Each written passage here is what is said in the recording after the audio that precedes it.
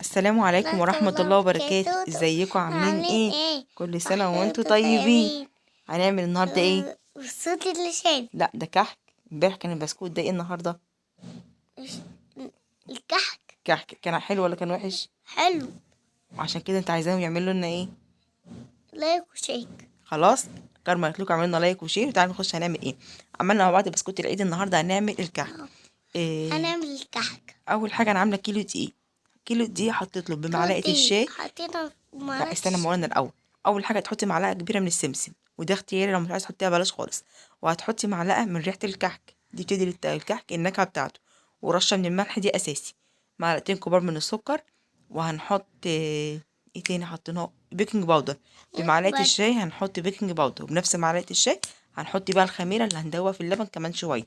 يبقى احنا هنا حطينا على كيلو دقيق رشه من الملح، معلقه من السمسم كبيره، معلقه من ريحه الكحك، معلقه صغيره من بيكنج باودر، ريحه السمنه البلدي، وكيس فانيليا عشان يدعم الريحه بتاعتك ويخليها ريحه حلوه جدا. ده السكر انا كنت ناسيه احطه، وحطيته معلقتين كبار سكر ناعم، معلقتين كبار سكر ناعم. السمنه هنا انا شفت شيفه جميله عملت السمنه ميكس ما بين ان احنا قدحناها وما بين ان احنا عملناها على البارد عشان ناخد الطعم وريحه السمنه المقدوحه، والعمر انها تقعد معاكي اكتر من تقعد معاكي فتره كبيره. وفي نفس الوقت السمنه اللي هي درجه حراره المطبخ اللي هتديكي، اللي بتخلي الكحك خفيف شويه ولايت. تمام. انا خدت نص كميه السمنه، كيلو الكحك بياخد 550 جرام من السمنه. خدت نص كميه السمنه قدحتها على النار، والنص التاني نزلته على البارد. تمام. بعد ما بنزل السمنه هبدا ان انا احط الخميره. عقبال الخميره ما تبدا تفور وابدا ان انا اتاكد انها بدات تخمر معايا، هكون بسيت العجين. مرحله بس العجين دي اهم مرحله، ان الدقيق يتشرب من السمنه.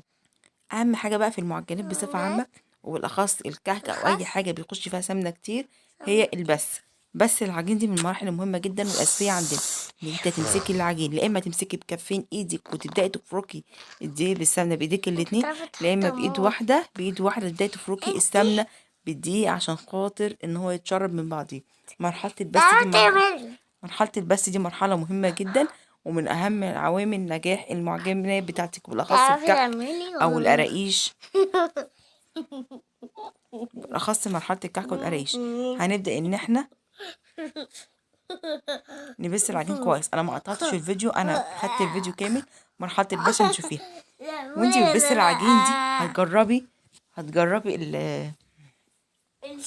هتجربي كحكايه من كده، حته صغيره تكوريها. كارما مصرة تقطع عليا في الكلام عشان خاطر تقول لكم شوفوا ماما بتعرف تعمل ولا لا. لو انا بعرف اعمل قولوا في التعليقات انا بعرف اعمل ولا لا. هنا هناخد قطعة من العجين، وهنبدأ قطعة قد الليمونة كده صغيرة، هنكورها ونتك عليها بإيدينا ونشوفها.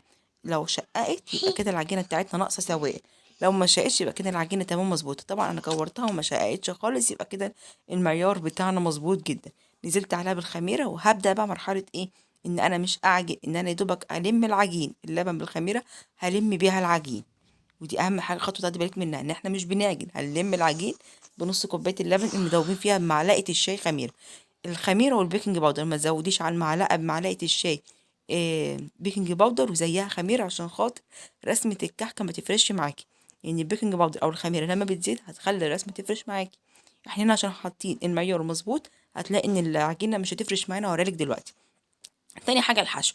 أنا هنا هشيب بملبن. لازم قبل كل حاجة ما تكوريش الملبن زي ما هو. اعجني الملبن بمعلقة كبيرة من السمسم ومعلقة كبيرة من السمنة، دي أهم حاجة برضو. اعجني الملبن عشان تلاقي الملبن دايب جوه الكحكاية. تمام. أنا بعد ما عجنت الملبن كورته كور صغيرة، وأدي العجين هبدأ إن أنا آخد يعني حتة من العجين صغيرة جدا بمعيار الليمونة الصغيرة، وهبدأ إن أنا أحشيها وهنقشها. تمام. هنقش كله وهرصها. اهم حاجه ما تزوديش. بص كده الرسمه بتاعتها. طبعا عايز تعملها بالبصامه براحتك، عايز تعملها بالمنقاش، عايز تعملها بالعده اللي بتبقى موجوده، زي ما تحبها جدا. بس انا الكحكه عندي يعني منقاش، عملتها وزي ما انتم شايفين الكحك ده. بص الرسم محتفظ بيها، ما فرشتش معايا ولا اي حاجه، والكحك معياره مظبوط جدا جدا، ناعم ومتماسك من بره. انا هنا حاطاه في علبه عشان ما حدش يشتريها جاهز، لا العلبه دي كانت عندي وانا رصيت فيها الكحك بتاعي. بص الكحكه لما هنكسرها ناعمه جدا، انا كان صعبان علي ان انا اكسر فيها اصلا.